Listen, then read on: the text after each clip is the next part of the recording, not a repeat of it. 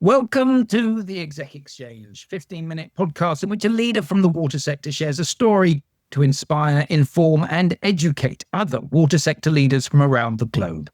My name is Piers Clark and my guest today is Hans Goossens, the Chief Executive at Watergroep, and we'll be talking about direct potable reuse and the scheme that's just been installed in Hofstade. Hans, wonderful to have you with us today. You're welcome.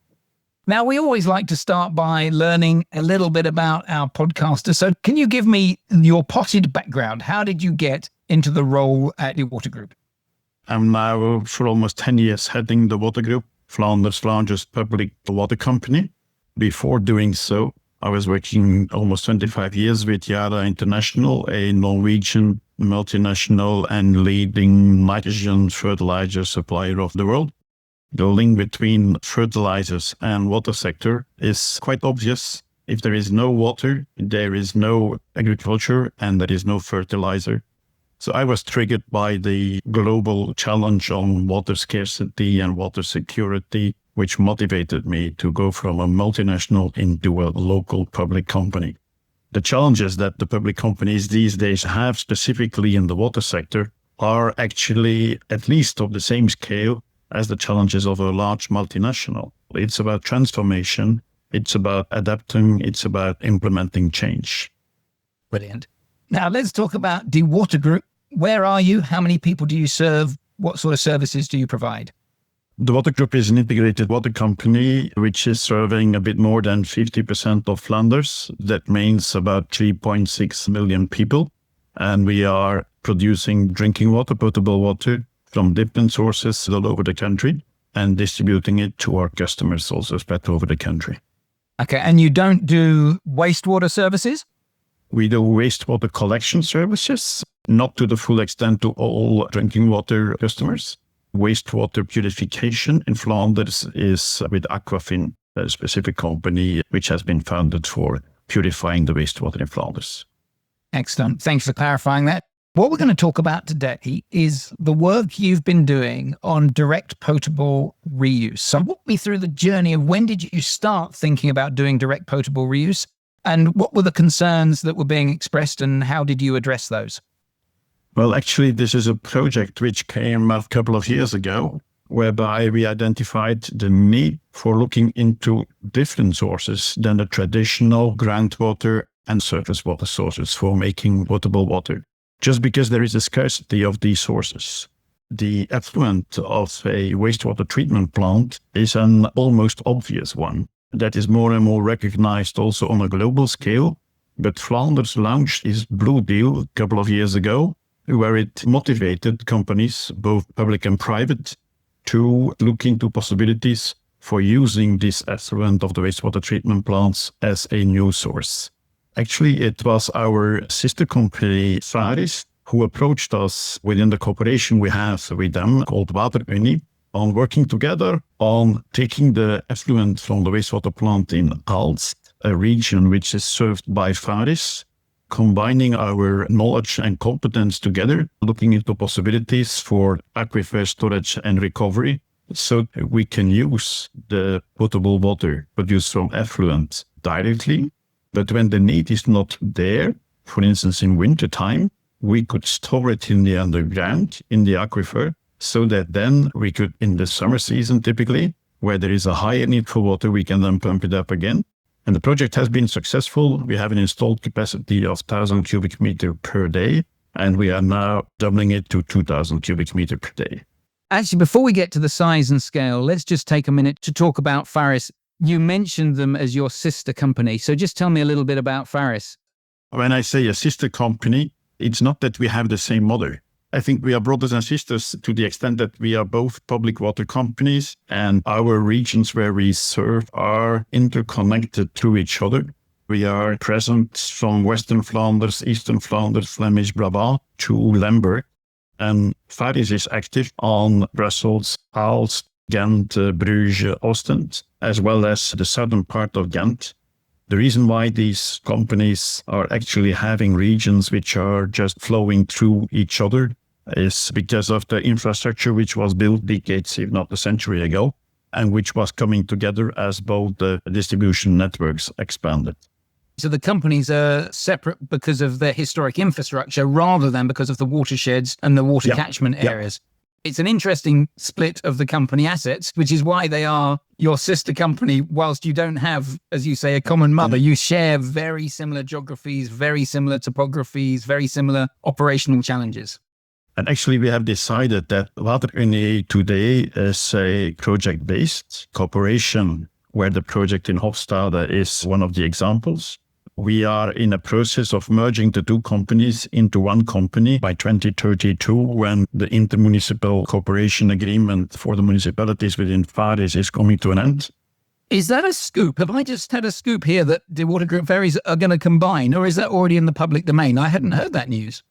That has been in the public domain, but this is a complex trajectory because we are merging two companies with a completely different nature.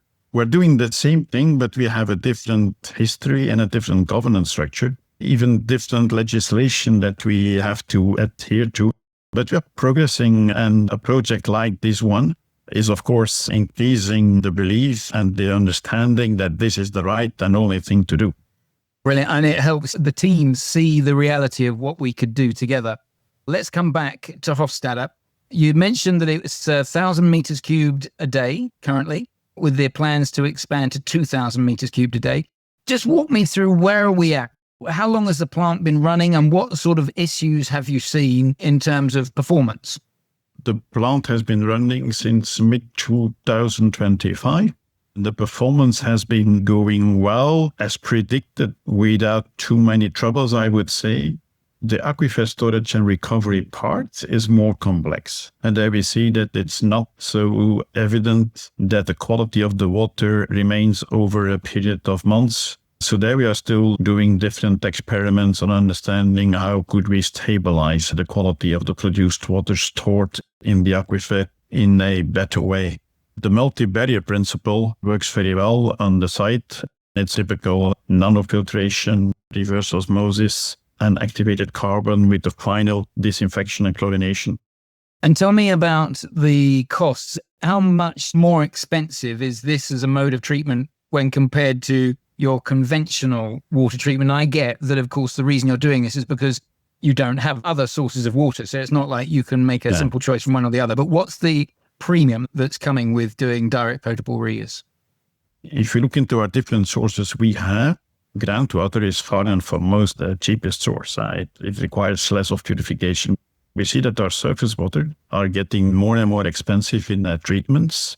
I think we know that the cheapest drinking water source is hardly costing 20 cents. But the more complex surface water treatment, depending on the investment period and the depreciation, you're getting to 80 cents and even 90 cents. And I think plant like Hofstade is a bit above that, but not dramatically. It's still cheaper than desalination. Yes, of course, desalination plants often are of a larger scale, but the energy cost with desalination is huge. Now, you said that the plan was water going to public supply during the summer months. Did water go into the public supply last summer? And how did the public respond? Yes, actually, it's also fair to say that it's injected into a large transportation line, so that the public only gets a mix of drinking water produced from wastewater effluent or produced from surface water. The public responds quite well on that. And the reason I ask that question is I'm sure many people listening to this will be thinking, we've got to start thinking about these alternative water sources, the wastewater, how can we put that back into supply? But there'll be a concern around taking your customers on that journey and ensuring that they still believe that they are getting robust, reliable, wholesome water. Did you have to do a big campaign to keep people informed? In general, I would say we keep on communicating both to the broad public as well as to the sector specialists in quite a transparent way what we do, and that we do see wastewater treatment effluent as a new source of drinking water, whereby we also explain actually that the effluent of a wastewater treatment plant today, if it is not used for drinking water purposes, it is going to the surface waters, where a few kilometers downstream, drinking water is being taken out again. Ours was a bit of a living lab. It is not so much about testing the technology, but is more about demonstrating to the broader public that such a step of taking this as a new source is not done overnight. It is tested and it is proven. Excellent. Let's talk about monitoring, because I'm sure people want to know, how are you doing the monitoring, in particular for things like E. coli, where typically you might take a sample and it goes off to a lab and you get a result back 48 hours later, by which time it might be too late if water's going to supply. I understand you've been doing some very innovative things with continuous online monitoring. Can you talk a bit about that? To be fair with you, I'm not a specialist in that. I know that people from Farys and Capture have been indeed very active on developing, fine-tuning this online flow cytometry, if I remember well. It has shown that it is reliable and a good way of, let's say, having an online guard, which is not taking away, of course, in the startup period that you still need to be vigilant. We feel very comfortable that we have both online as well with a right sampling frequency. Yeah, I'm so glad you mentioned that flow cytometry, because the reason I led you there was we recently did a podcast with the chief inspector at the Drinking Water Inspectorate in the UK, and a similar issue came up around reuse and how would you do the monitoring, and he made reference to flow cytometry, and I happen to know that Farys and the Watergroep have been doing work with a Swiss company called Benovate. They have a technology called BacterSense, which does continuous monitoring of E. coli, giving the operator a constant reassurance as to the water quality.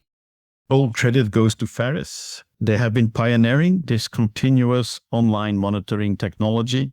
The final barrier is still chlorination, which is in Flanders still broadly used. That gives a further guarantee against microbial infection. Excellent. Hans, it's wonderful to hear about this project, and it's brilliant that you're so open to sharing. I'd like to finish by asking our standard question, which is to say, if you were to go back 40 years, what advice would you give your younger self? With all that you know now, would you be saying stay in agricultural fertilizers and stay in the fertilizer business? No, not that. Definitely not. I would say stay curious and open-minded from young to old.